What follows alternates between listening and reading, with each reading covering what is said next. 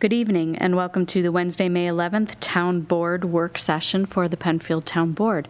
Would everyone please rise and join me in the Pledge of Allegiance? I pledge allegiance to the flag of the United States of America and to the republic for which it stands, one nation, under God, indivisible, with liberty and justice for all.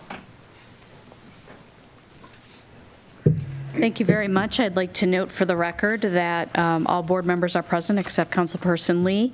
We also have several directors in the audience: Director of Developmental Services, Carrie Ivers; Director of Planning and Engineering, Mark Valentine; our Director of Public Works, Eric Tait; and our Director of Recreation, Andrew Urckfitz, as well as our Deputy Town Clerk taking notes today.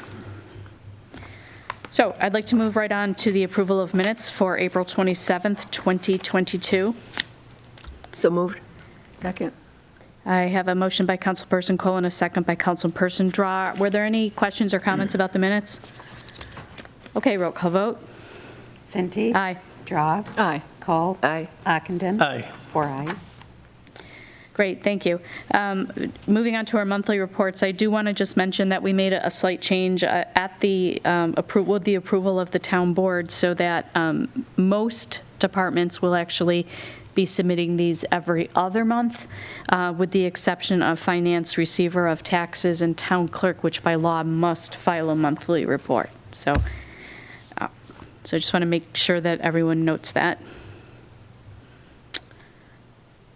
We have no public hearings this evening, but we do have a special guest, so I'm going to ask Eric Tait to tee this up for us. Thank you.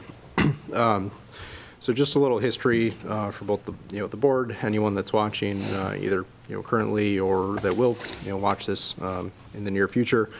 As far as the Clark House, the original building or original portion of that building was built in 1832. It was followed up by another addition, which was built in 1939, and then the most recent addition to that building in 1983.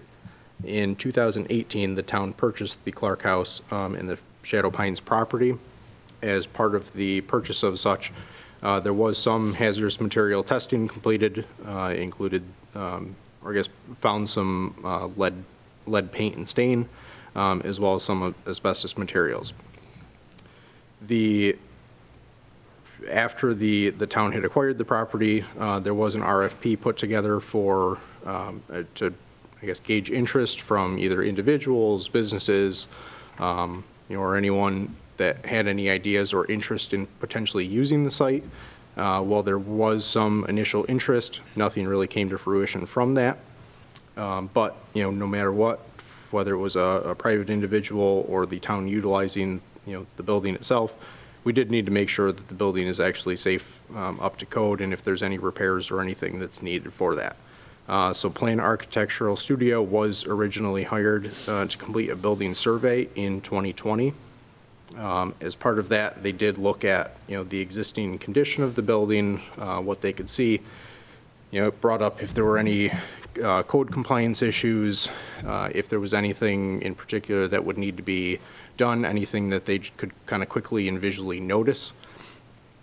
To do kind of a deeper dive, the town also hired a mold remediation company to do a mold kind of risk assessment and analysis of the conditions within that building, knowing that it had been closed by the former owner for a number of years prior to the town even purchasing that. Based on the results, we wanted to kind of do a deeper dive, and the town actually hired Bergman to come in, do an existing conditions assessment and evaluation services of the building, which ultimately ended up with an end goal to figure out the possibility of rehabilitation and or what that would take, and to put some estimating numbers against that. That report, or I guess all of that work and the report, were completed in late of 2021. That work itself included data collection, field investigation, the ability for demolition drawings for any portions that would require, as well as a kind of a design and assessment and estimates for what that may take or cost. As part of that, the request of the board, there were 3 options identified for possible portions to be rehabilitated or reconstructed.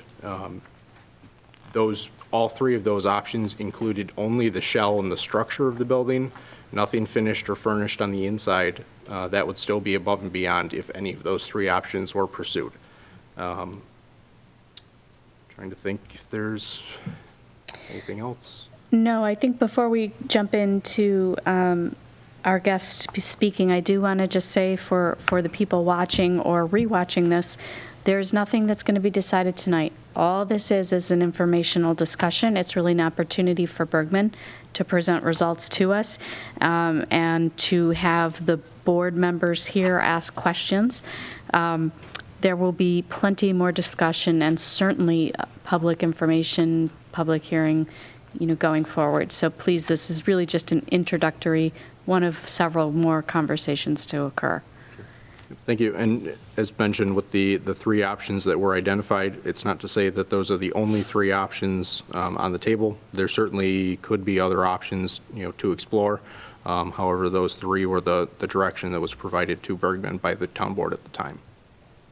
Thank you very much. Would you like to introduce our speaker? So with us, I have Andy Hart with Bergman. Hi, Andy. Hello, good evening. Good evening. So just to go through some of the photographs, I think Carrie's going to show some of the photographs of some of the issues that we found when we inspected the building. After the initial report in early '21, we did need to do a deeper dive. So we had some areas of the building remove, some areas that we could really look inside and see what's inside the building with the construction of the building itself. So as you can see in some of these photographs, there's some obvious water damage along the sills. Around the sill plate around the entire building needs to be replaced. Insect and water damage is extensive. We did find even some columns that were missing. They were just decorative covers over the columns. The columns weren't even there, holding up the roof of the porch. We did, as you can see through some of these other pictures, here's some more of the sill plate around the building that's really causing some of the issues with the longevity of the building and the structural damage. There's quite a bit there, as you can see. For the porch that's over the patio, we found that there was a column actually missing. It wasn't actually supported correctly, so it's been temporarily shored with some posts, as you can see in the photograph now. In the basement, there is quite a bit of water damage, and this area is where we had most of the mold that was found down there. When we pulled that away, you could see the foundation wall is actually pretty good, but you can see where the water has been infiltrating through the block, and the stud walls at the bottom are really all deteriorated.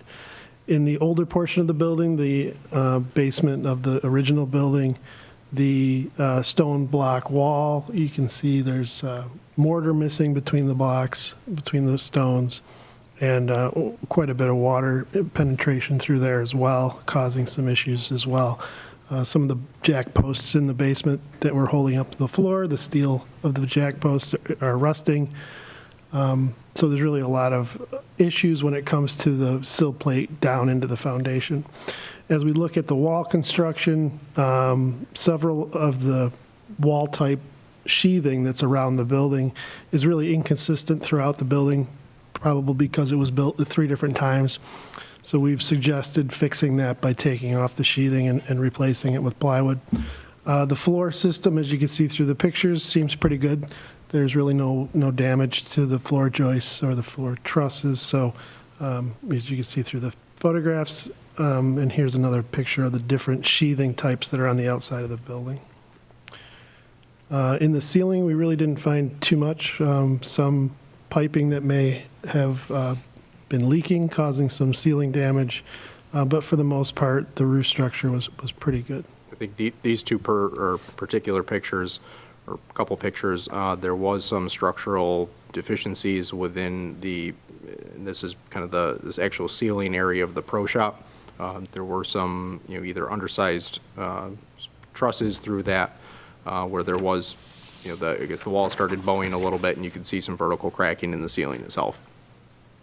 Yeah, when we pulled away the gypboard, you could see the crack, but we didn't see anything in the wall itself, so the assumption is the truss wasn't supported correctly, causing that issue. So yes, definitely some issues in the pro shop as well. This is the cart barn. The post that we took apart isn't even touching the concrete base, so it's kind of floating in the air, really supported by really only the one buys that are skirting the outside of the post. So with that also, we know there's already some wall damage there. The wall's bowing in because of the grade difference between the finished floor and the grade outside.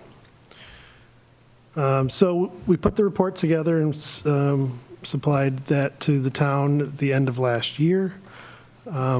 Really, most of our recommendations, as appearing in that last slide there, talk about what we noticed, which is basically the base exterior wall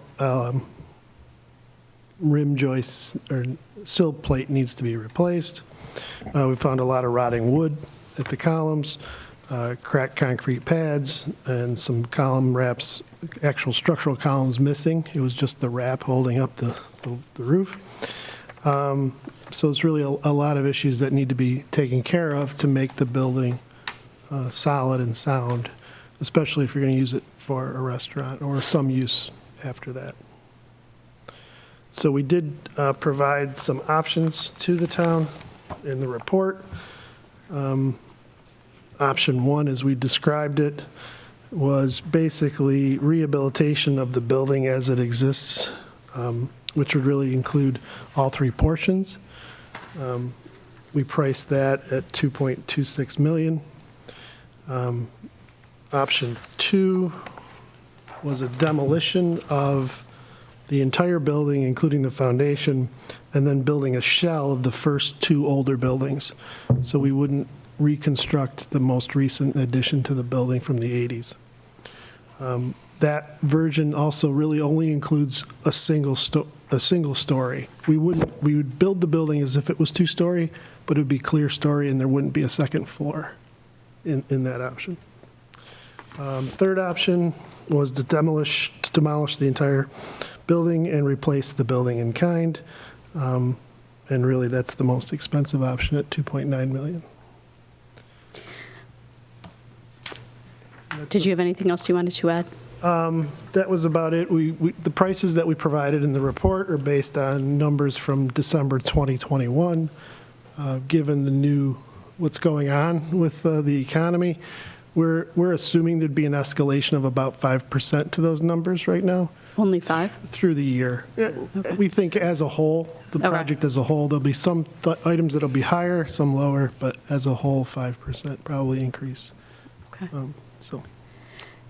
So if I'm listening to you and understanding you correctly, it seems like some of this is just improper construction of the building from the get-go. it could be a combination of just not building. They had the soil of the land outside the building was a little too high, really impacting that sill plate, and years of really probably negligence. Now you can't really see that stuff inside, what's going on behind the siding a lot of times, but it's probably years and years of water penetration and bug infiltration causing these issues for sure. When you say years and years, 20, 25, longer? It could be longer, yeah. We could have had bugs in the sill plates for years that Okay. wasn't noticed.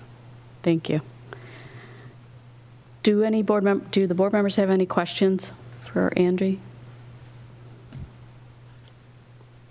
I have a question, if I could. Sure. And I guess, so most of the pictures you've shown us, was that all the Sessler, I believe, did the mold? That's all from their work? So the original mold investigation was completed by Expert Environmental Construction Group. Okay. They were hired prior to Bergman even coming on, knowing that the mold concentrations and some of the other hazardous materials that they even kind of pointed out and noted within the building, raised concern wondering how far that spread, which somewhat necessitated the need to have Bergman come in and do a further analysis of that. while they are able to kind of make that determination, originally the first portion of their analysis was what they could physically see walking around the outside of the building, and on the inside, what's the current siding, the current walls, any gypsum or plaster on the inside, but to be able to actually see, what the structure, what the framing looks like, what's, above the ceilings, what's, within underneath the actual carpet and the floor sheeting. Sessler was hired to be able to come in and, knowing that there was hazardous material and that it required a contractor that was licensed and qualified to deal with those hazardous materials and take care of the abatement of such materials. Sessler met those qualifications. They were the ones to essentially open up the holes in the walls inside and out so that Bergman could take a better look and see how far the mold had spread, how much termite damage there was, where, water was potentially getting in, to what extent, the wood was rotting, how far, some of that long-term damage had spread. And then, after the fact, kind of covered things back up, just so there weren't, holes left in that. Okay. Thank you, yeah. Right, and I also do want to reiterate for people watching that the information we provided is really just about the structure of the building. It does not include any really rehabbing of the interior at all.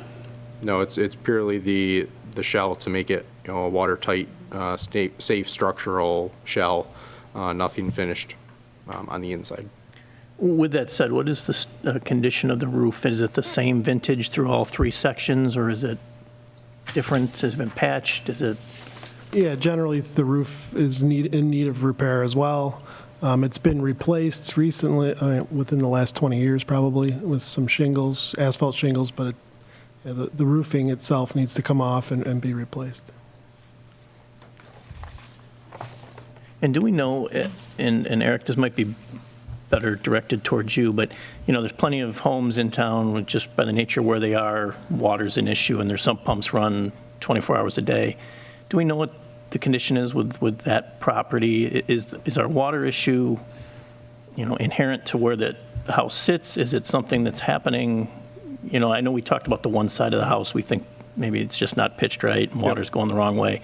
Does that seem to be more the issue with water for the whole house, or is it inherently going to have a sump pump running all the time? I think a lot of it is the grading itself.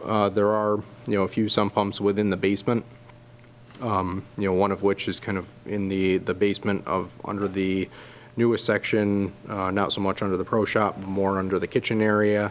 That sump pump is typically, and every time I've been down to take a look, has been dry. Oh. Now, whether that means the water's just not getting, I guess whether it's a drier portion of the property or the building, or whether there's, additional issues with water not being able to get out from underneath the actual slab itself to a crock to be pumped out, and the water's just sitting there pooling around that, is hard to tell. There is another sump pump underneath the original portion of the building, the 1832 portion. While that does hold water, there are no under drains under that portion of concrete slab in that basement to get that water. We know there are no under drains leading to that crock, so it's merely anything that seeps through the walls and then runs across the slab into that crock that then would get pumped out. Yeah, the foundation probably doesn't have the proper waterproofing either at any times of the construction, the three different periods of time. So that having that proper water infiltration protection helps, obviously. Building codes are significantly different now than they were in 1832. 1832, right. Well, and can I just ask you further on that point, then, Yes. Annie, maybe? So seeing that, a building that's 1832 or even 1939, even 1983, I mean, do you see, I'm not an engineering expert, your expertise, I mean, do you see other buildings? I mean, is it condition of this building what we would expect to see an 1832 building and 1939? It doesn't surprise us to see it. Okay. No, not at all. The 80s portion, maybe a little bit, but the other two older portions, probably not. No, you do see this in much older houses, 100, 200-year-old houses. Yeah, that's what I think. Yeah, it's a pretty old house, Yeah. right? Yep. Okay. All right, thank you. Any other questions? Okay, so let's talk a little bit about where to go from here. It seems that we have several things that we need to discuss as a board and, with the community as well, quite honestly, which is, what plan makes the most sense for this property? And also, I think going along with that hand in hand is, what would be the purpose of the building? What is it we would want to use the building for? And I know it's been talked about in previous administrations, restaurants and things like that. You may have some different thoughts now that you've had this information put in front of you. I would like to give the board members some soak time before we bring this back for further discussion. The other piece of this is that we have an historic barn sitting across on Clark Road, and we haven't discussed that yet at all. So that barn was not part of the analysis and evaluation done by Bergman. It's certainly something that could be looked into, but I guess it would depend on what the use would end up being, or would desire to be, or if it were still even needed. Has anyone, have the town board members been in the barn? Yes. I have. I have not. Okay. I have not been in it, and I would very much like to see it. Maybe we can get Mr. Ockenden to go with us. Yes. Be happy to set that up. Thank you very much. I appreciate it. I just Go think, again, it keeps Yeah, I was gonna changing. say, you know, It's kind of deteriorated a little bit, hasn't it, in the last, that hole, there is quite a little bit of a hole in Visions. the roof. Despite the saying, nothing gets better with age. So the longer, it sits, Yes. the worse anything's gonna to Right. get. when was the last time that barn was used? Do you know? Had to be when the golf course itself was operational, if not even before it closed. So we don't know when it became vacant? I No. don't Okay. know exactly, no. Okay. All right. So just going forward, what I'd like to do is set up a visit so that any and all town board members who would like to see the barn can go in there. And I would ask the town board members to really study the information that was presented tonight, really dig down into it. We can certainly bring Andy back if we have further questions for him, and decide, what is your preference for the use of this property? Also, I'm sure that the public does have, thoughts about it as well, and certainly there'll be a time to have that airing out of everything. But certainly in the meantime, you can email us at supervisor@penfield.org if you have any comments or questions, and we'll do our best to answer them. Just for clarification, more so to the public, the reason that the three options were discussed was, again, not knowing what the intended use of the property would be, or of the building itself. If it would be supplemental to, the rest of the Shadow Pines property, or if it would be kind of a standalone, and depending on what the use would be, what the amount of space that would be needed for that given use. So whether it was a restaurant or some other type of, business leasing from the town, whether it was, a town lodge, and to what extent, what size, what possible uses there could be. So we wanted to kind of throw everything out and know a rough dollar amount to put against what it would take to come up with each of those uses. Sure, and to reiterate for the public watching, these are not the only three options. Those are just the three that you investigated, and certainly the floor is open to any other ideas. It's also, to be clear, that this isn't part of the referendum where the property was bought for Shadow Pines. This is separate. We, the town, bought this separately. So this isn't part of that open space, it's not even open space, for the... The Municipal use. general municipal use. For the municipal use. And it's important because it's also not part of the bond. That's where I'm going, yeah. Trying to be more clear on that. Right. It's not part of that. It's not like, all the people that went out to vote to save the Shadow Pines property. they weren't voting on this. This was already cut aside and purchased by the town of Penfield. So we don't have to go through all that would happen under the fact that the other property was bought with a bond. This is something we could lease if we wanted to lease it. We could sell it if we wanted to sell it. There are a lot of options on this property that's different than the Shadow Pines property as a whole.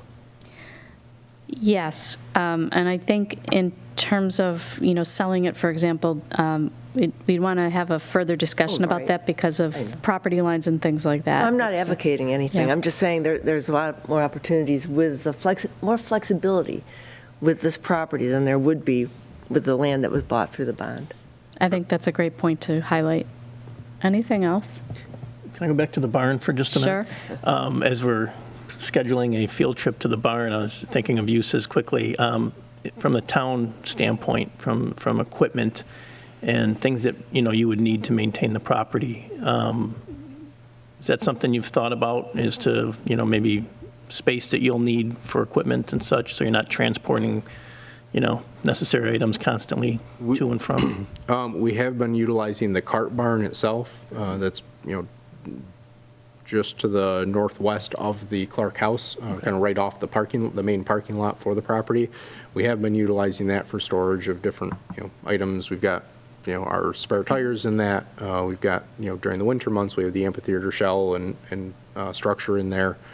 So we have utilized that building because it is in better condition. There is, an issue with one wall and some, sediment or kind of ground water and pressure pushing against it that would need to be addressed.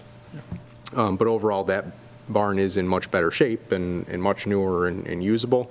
The barn across the street, due to the condition, I would not feel safe storing things in that, given that there is a basement underneath it. I wouldn't want something to fall through the floor, not knowing the extent, of the floorboard or the rot. It's not secure enough that I would trust leaving things in there. Yeah, I don't mean in current condition. I meant And even the basement planning-wise, itself thinking is about pretty shallow. thinking so. about rehabbing it, would it serve a purpose for you guys? That's more what I was, I guess, thinking about. While we could potentially store some items in it, I don't know that it would necessarily make it any more convenient for us than trying to centralize as much Sure. as possible at our own DPW site for whenever, and that may come about as a need. And how about the barn that's further south what I on was the gonna ask. property? That's more of a building, isn't it? On Whalen. So that building, Whalen. so the one closer to the curve Yeah. on Whalen Road, Yeah. Yeah. we have been utilizing that barn as well. It is, older. It could use some, rehab or at least some repairs, but that is in much better structural shape. We've had to do kind of very little to that, and we have been using that barn for storage for the Penfield players, a lot of their stage props, and their kind of equipment and needs. Okay. Was that particular building looped in with the land, or was it part of the Clark House, being separate from the bond that would? I don't know for sure. I believe the barn directly across Clark Road from the Clark House, I could be wrong. If my memory serves me correctly, I believe it was part of the Clark House. Yes. Right, but I was parcel talking itself. about the other one The that's, barn Whalen Road. further south was part of the overall Shadow Pines property that was bonded. okay. I've also never been in that building as well, just as the new person on the block, so I wouldn't mind seeing that building either. Sure. Just so we know what we have. Yeah, oh, absolutely. Yeah, for sure. Okay, any further questions by the board? All right, so what we'll do is we'll put this on for discussion at another work session, an upcoming work session. So this discussion is definitely to be continued. We can, if you'd like, we can also, I have the PowerPoint that Bergman prepared for the town board this past December. I have that electronically that we could upload to the website as well. I would appreciate that very much. Thank you very much, Eric. Sure. And thank you, Andy, for joining us this evening. Appreciate it. If you need anything else, let us know with any of the other material. Well, we may be calling you back again if we have more questions, so Yep, nice to hear. I'm here for you. Great, Thank you. thanks. All right, moving on to our action items. Item A, request for a hold harmless agreement at 22 Summit Crest Circle. Who's going to be Shannon tonight? That'll be me. Thank you, Mr. Valentine. So we do have a hold harmless request at 22 Summit Crest. This is for a fence within drainage easement. They installed the fence, didn't realize they were in an easement. It was brought to their attention. Now they're coming in to get that resolved. We did go out there, take a look at it. We don't have concerns, with the impact of the drainage, but Shannon went through it with them, explained what the hold harmless agreement means, what, is all involved with that. They are good and comfortable with, the language and understand that if the fence does need to be removed, it's at their cost to do that. So PRC is good with the fence being there, but, want to get it resolved, and, if the board is amenable to, have that hold harmless agreement put in place. Are there any questions for Mark about this? Nope. Okay. I know this is a fairly straightforward item, so if there are no questions, we could actually move to prepare a resolution Yep. to sign that hold harmless agreement. Yep. Okay, so I'll take a motion for that. So moved. I'll make that motion. I'll second that. I have a motion by Councilperson Ockenden and a second by Councilperson Drawe to prepare a resolution authorizing the supervisor to sign a hold harmless agreement. Roll call vote? Cinti. Aye. Drawe. Aye. Kohl. Aye. Ockenden. Aye. 4 ayes. Thank you. Item B, janitorial service contract bid results with our Director of Public Works, Eric Tait. Thank you. So late last year, we actually put out a janitorial service contract with the ability to award all or, one or two of the three portions, including the town hall building, our DPW building, and the town library.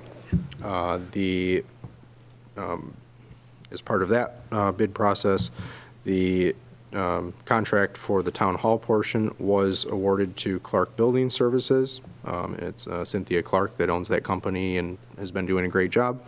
Both DPW and the town library were awarded to Drawe Cleaning Services. However, there have been significant issues with their performance of that contract, and we've since ended that contract, necessitating us going out for a new. Based on that, we only received one bid. That bid was from Clark Building Services. Cynthia Clark, who's already doing town hall, has previously done the library and done a great job with that. While I don't have a visual for you for the numbers, there is only one bid, and I'd just like to note that the number that she bid for our DPW building on this time around compared to last December is exactly the same, and that is, it's an annual cost of $18,084 for the entire year. Her number for the library itself did have a slight increase from last year, or from November or December when that was last bid to now, but did come in at $23,928 on an annual basis. Okay. Based on her history, the fact that she's been doing our buildings, has done a good job, has especially continuing to do town hall, the fact that she's done library in the past, has a good understanding of what it would take, have never had any issues with her. I'd feel comfortable that we move forward with her, but want to share it with the board and see if you guys have any thoughts. Can I? Go ahead. I was just going to ask you a question. Do we get cleaning every night, 5 days a week, or? Yes. In both DPW and the library and the town hall? So yes, previously we had a part-time employee working in DPW. That employee had resigned a little over a year ago, and we've been trying to coordinate the cleaning of that. And even since we've ended the previous contract with Drawe, we've been using our evening facilities or facility employee to try to pick up trash amongst the 100 garbage cans spread out amongst within all of the parks, do cover the library and cover DPW. And unfortunately it's way too much for it's unrealistic for one person to be able to do. So who cleans the rec department and the justice courts? So we do have there is a part-time cleaner that we've got kind of helping with any program setup, as well as cleaning the rec department and courts each evening. But that wouldn't work for the library too? It'd also be too much for them to be able to take on the whole library. Gotcha. They are part-time, only a few hours a night. Any other questions? Okay, then I think what we're looking for is a resolution we're going to move to prepare a resolution awarding this contract, correct? Yep. Okay, great. May I have a motion? So moved. Second. All right, I have a motion by Councilperson Kohl and a second by Councilperson Drawe to prepare a resolution awarding the janitorial service contract to Clark. And may I have a roll call vote? Cinti. Aye. Drawe. Aye. Kohl. Aye. Ockenden. Aye. 4 ayes. Thank you. Next is item C, rezoning of 1788 to 1794 Penfield. We have our public hearing. Our public hearing was at the last work session, or I'm sorry, at the last public session, and we need to follow up. Yes, so wanted to see if the town board was amenable to moving forward with an approval resolution for the next legislative session. And if so, I'd be happy to prepare one. Can you just give a 30-second description for the public? The request for the rezoning, thank you for that. The request for the rezoning is to convert the, right now what are split zoned lots along Penfield Road, 1788, 1790, and 1794, which are currently split Four Corners District, and then the rear portion is R120. And so this action would amend that map so that the entirety of the parcels are located in Four Corners District. Thank you very much. All right, so do I have a motion to prepare a resolution to approve this? I'll move that. Second. Okay, a motion by Councilperson Drawe and a second by Councilperson Kohl. Sorry, Bob. Okay. I'll give it to her this time. And roll call vote, please. Cinti. Aye. Drawe. Aye. Kohl. Aye. Ockenden. Aye. 4 ayes. Thank you.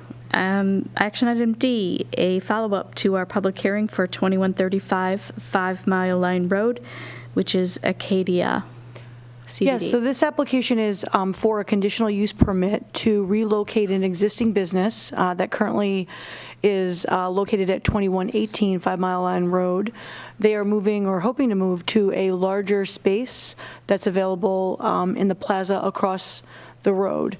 Conditional use permit is required under that zoning district for any relocation or new operator in a new business at a new address. And so the public hearing was conducted last week. We had no one come out to speak. We've received no communication related to the application. So if this board's amenable, I'd request a resolution to approve that conditional use permit. The one item that I believe we had some discussion on was the preference for the sign. The applicant presented 3 of them, and I would want to relay as part of the resolution, I believe that this board expressed a preference for option number 2 minus the leaf logo. Yes, Okay. definitely, that would need to be part of the resolution. Okay, so that was what I heard as part of the discussion last week, and so we would make sure that the applicant was aware of that and that the signage would conform. And it sounded like they understood that, but we would formalize that as part of the resolution. Great. Is everyone comfortable with moving forward?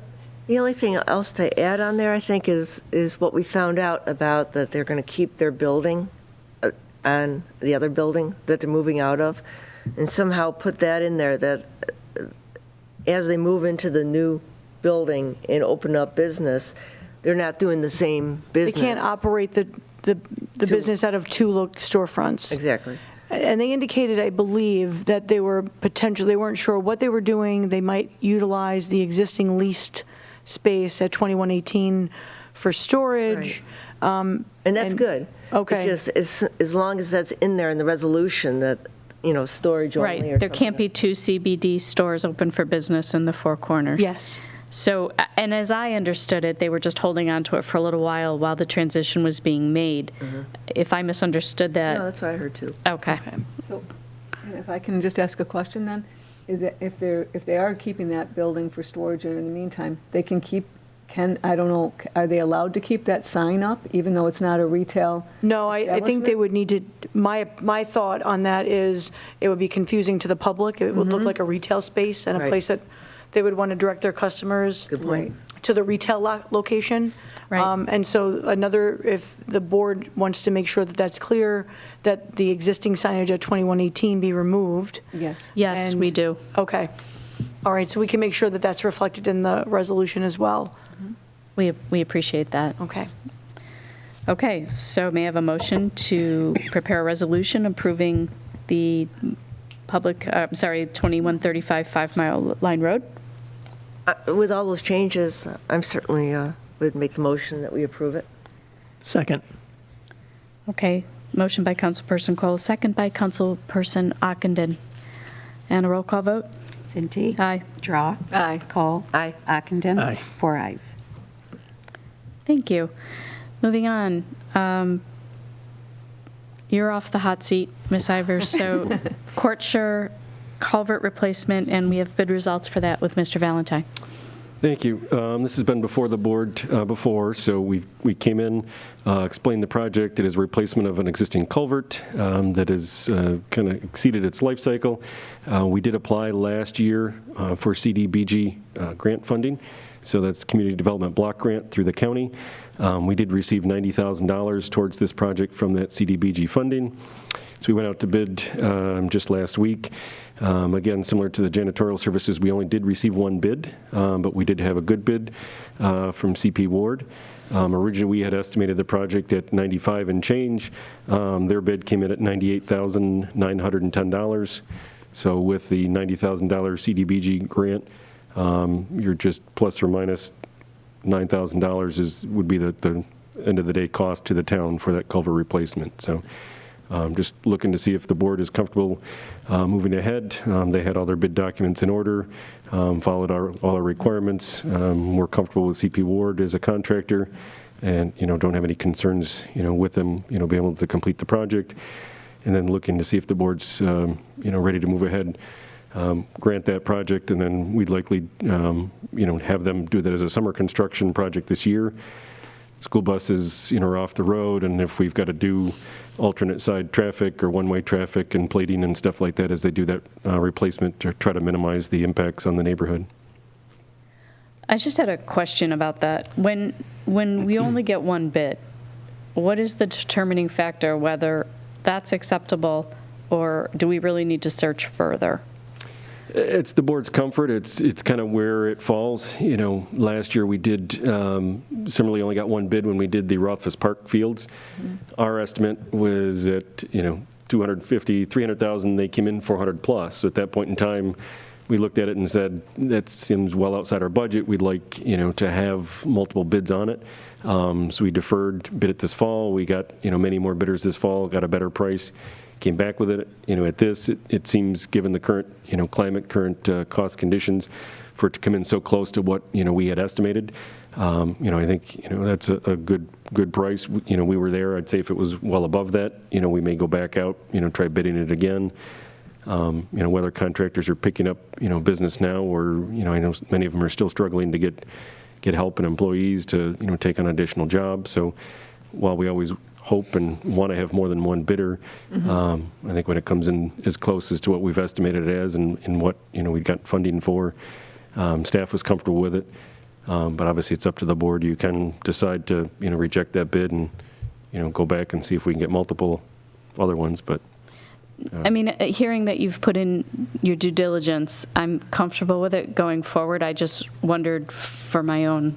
Yep, and then so we kind of look at each one and see if it seems to make sense. Obviously, if you have multiples, it gives you a better measure and a better understanding of, kind of where the market is. Right. Sometimes we estimate it, and, as we've all seen, costs have increased this year, so the market's a little bit different. But this one was very close to what we had estimated it as, and I'm sensitive to the fact that if we were to bid, this is just delaying the project as well. So yeah, I understand. We could go back out to bid in the fall, or, the wait cost till could be later in the higher. season, costs could go up, So, and then obviously our time frame for summer construction would be gone.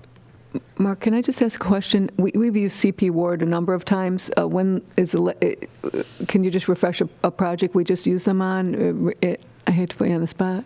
The last project that I can think of that CP Ward did for us was our Empire No. 2 pump station rehabilitation replacement project, which was, if I remember correctly, I want to say it was closer to $200,000, was swapping out the pumps, installing a backup generator, doing a significant amount of work, basically taking everything that was in that pump station out and installing all brand new, and they did a great job with that.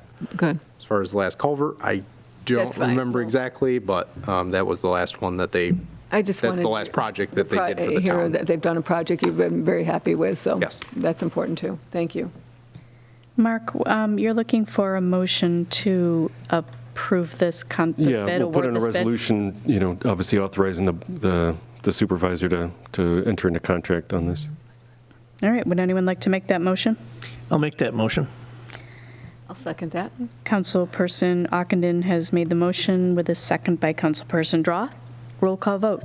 Cinti. Aye. Drawe. Aye. Kohl. Aye. Ockenden. Aye. 4 ayes. Thank you. The next action item F is the Penfield Children's Garden Grant Award, and I'm not sure how much of the other town board members know about this, but I did want to just give a brief introduction. And actually, Andrew, would you like to do it, or would you like me to? You can. Okay. So we were made aware at the very last minute about a grant being offered through the Genesee Valley Regional Market Authority for $15,000, which is a considerable amount of money. And so we had a project that matched their criteria, and that was to expand the children's garden at the Penfield Victory Community Garden.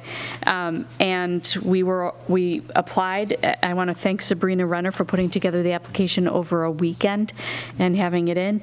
And we were awarded $15,000. So because of that, we do need to sign a contract. So what I'm looking for is authorization from the town board to sign that contract accepting the grant. So moved? I'll second that. All right. Love that. Great. Motion by Councilperson Kohl and a second by Councilperson Drawe. Roll call vote. Cinti. Aye. Drawe. Aye. Kohl. Aye. Ockenden. Aye. 4 ayes. And I do want to just mention for the record that the attorney has reviewed it and is fine with the contract as is. Okay, thank you. Moving on. Now you're on the hot seat. Recreation signage. Yeah, thank you. So the rec department met and had a communications meeting recently just to go over, how we communicate to the public in various ways and different mediums. And one of the things we kind of came together as the department is at the community center, there's a library entrance close to their doors. There's a recreation entrance that's closer to the north side gym. And then there's a town court entrance. And we kind of believe the signage for the north side, having 2 entrances back there, one being the court, one being recreation. Obviously, they're very different in terms of hopefully the people that are coming in. We kind of were looking at some signage to be able to kind of point people to the rec department and also to market to people that are driving by, whether it be school kids in the morning or people playing on the athletic fields close by. So we went to a company, Excelsis. It's really just a window signage that would post on our current window that we have outside the recreation entrance. It's $173. It's 50 by 50.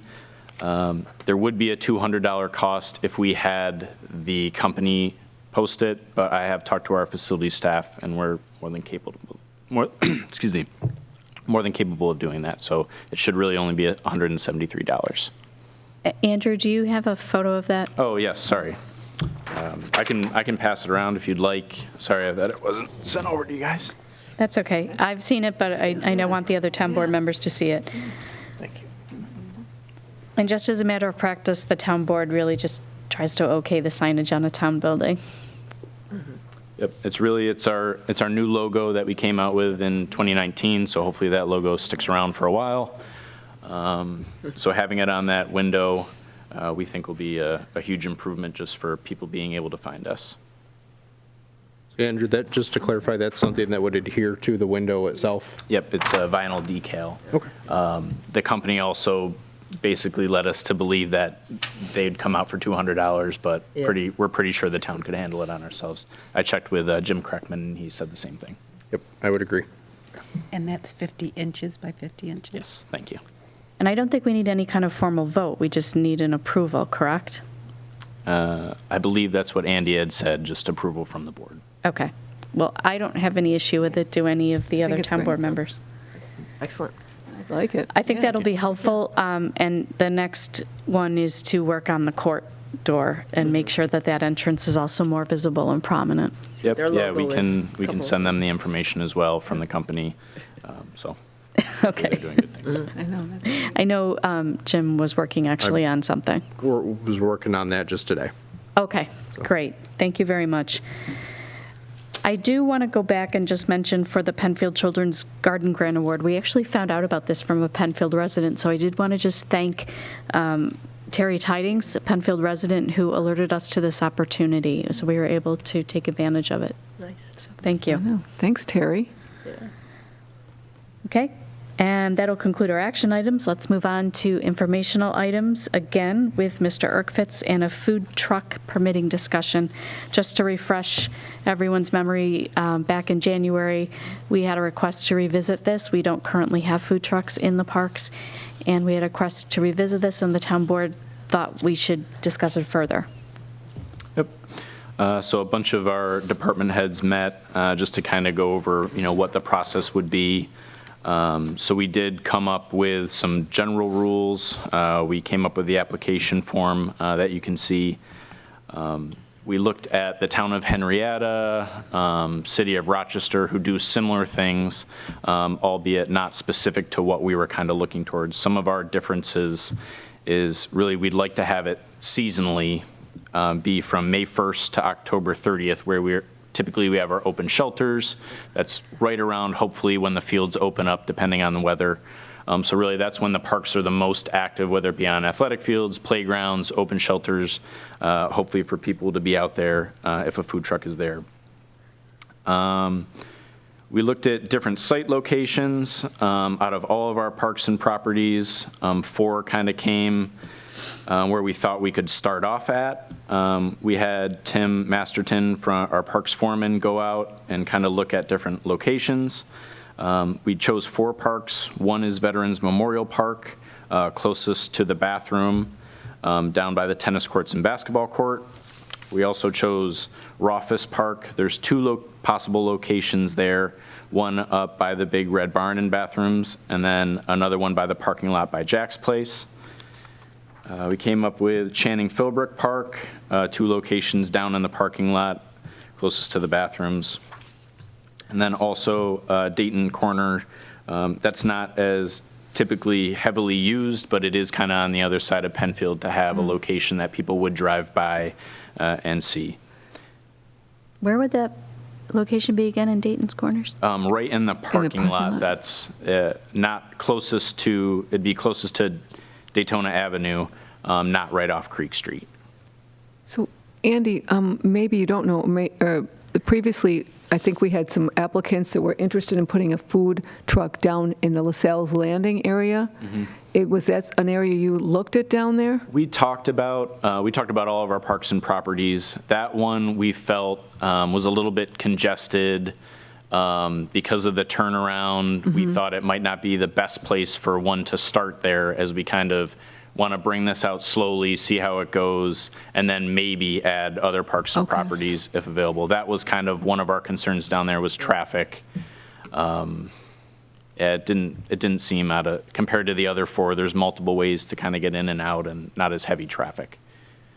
So that's kind of why we didn't go towards LaSalle's. Plus, there's other businesses that are right down there as well. We didn't want to conflict with them. Right. My question is, why not Harris Whalen, since we use food trucks for the Independence Day celebration and so on?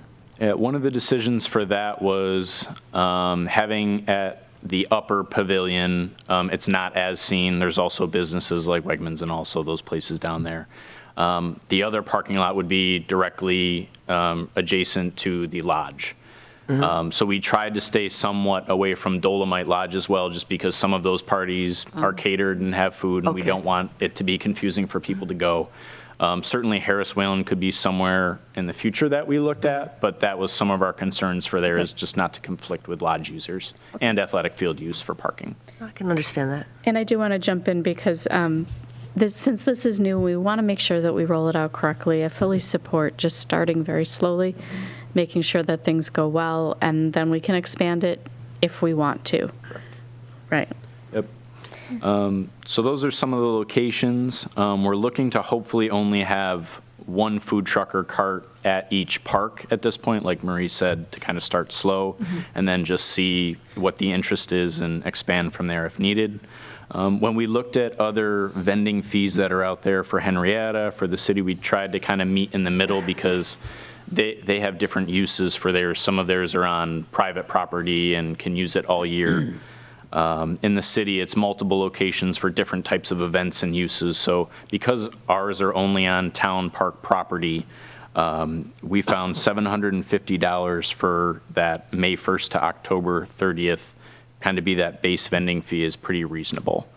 Again, that can be adjusted. We're hoping kind of on a yearly and annual basis to have that approved by town board for that fee if it does need to go up or go down based on kind of what we see.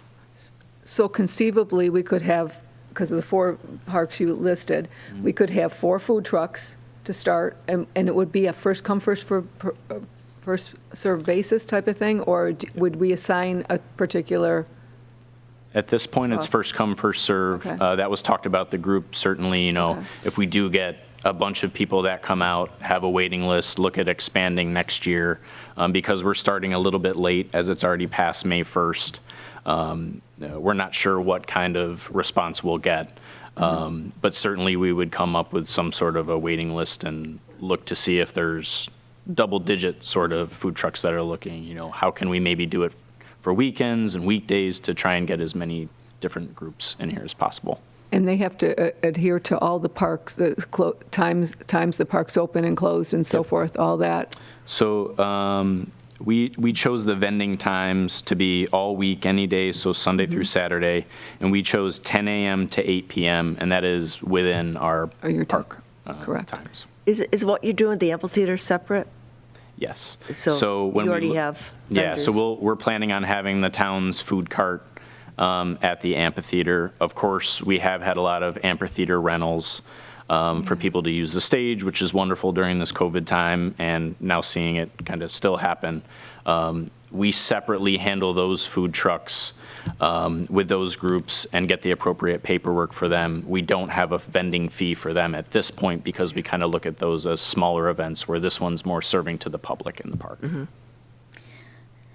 Andy, and I know that the attorney has not seen this yet, so certainly we want to have him look at it. But one of the things that I wondered is, should we say specifically where the placement of these trucks could be within each park? Because I don't think we want them to just sort of pull over wherever. Yep. One of the, I can kind of define that more on the form. Okay. But during the process, we had talked about as a group, before it even gets approved, we would have a site kind of meeting with them to say, hey, not only is it here on a map to show you where it is, but meet at the site with the vendor, go over all the rules. We would present them with a laminated sign to say that they are approved and permitted after that meeting, so that they know the exact spot they need to be in. And then what about a mechanism if they violate any of these rules? Is there a mechanism for revoking the permit? I did see some wording in the city of Rochester's and Henrietta's. I didn't include it in there, but I certainly can add some language to that to say if they don't adhere, removal process and not getting their fee back. And I don't know if I saw this on there, but are we, can you leave your food truck there on, did I miss that? No, you have to move it. No, I can state that in there as well. Yes. Technically, we're not allowed to have parking overnight, so Well, I would it's think within those rules, but I can add it to this I specifically. think that might be to important, include because I it. think somebody might just want to drop their truck off and leave it and come back the next day as well. Yep, I can add that as well. Andy, is there anything within here that references or mentions about vendors that are not approved that try to utilize any of the parks or any town property for? There's nothing in there to talk about that. Again, I can add that as well. We did discuss that as a group, and we did kind of leave it up saying, it might be more policed on a verbal kind of contact or an email that would come my way. If a food truck saw another food truck that didn't have that approval sign, because we know that there's only supposed to be one in each park, we were kind of hoping for that type of policing, I guess. I can certainly put something in there to say if another group is there, how to contact us and, removal and possibly have a fee. But we didn't see putting in that from the group when we met. Okay. In thinking about that a little bit further, I want to be careful that we're not taxing any one department, you, or the rec department, or DPW and facilities. So maybe put some thought into whether we want to do that or not. Sure. And I just have a question. So I know that the attorney has not seen this, so certainly I would want Dick to look Sure. at this. I'm not sure if we need to have a public information session about this or anything, so I do want to ask Dick Sure. about that as well. Since it's just an informational item, we'll bring this back to another work session for action. Sure. Is that Sounds okay? great. Yep. Okay. And I'll make updates, send it to the group again, just so they see it for all the department heads. And then once it's approved by the group, I'll send it your way and Dick's way. That would be great. And we really appreciate you making a draft of this agreement. Oh, yeah, no problem. I had tons of help from Carrie and the rest of the group, so. So great job. Great team effort. Yeah. Putting it together, yes. Right, and I apologize, I just didn't get a chance to ask Dick today about the procedure, so, problem. and it's informational anyway, so we'll be back. Thank you. Any other questions or comments for Andy? Good job. All right, thank you very much. All right, that concludes our informational items. Do we have any old business or any new business before the board? Okay, what I would like to do is adjourn this work session at 8:03, and I would like to make a motion to move into executive session to discuss a personnel appointment. I'll make that motion that we move to executive session. Second. I have a motion by Councilperson Drawe, a second by Councilperson Ockenden. Roll call vote. Cinti, Aye. Drawe, Aye. Kohl, Aye. Ockenden. Aye. 4 ayes. Thank you very much. And thank you to everyone at PCTV and our security staff.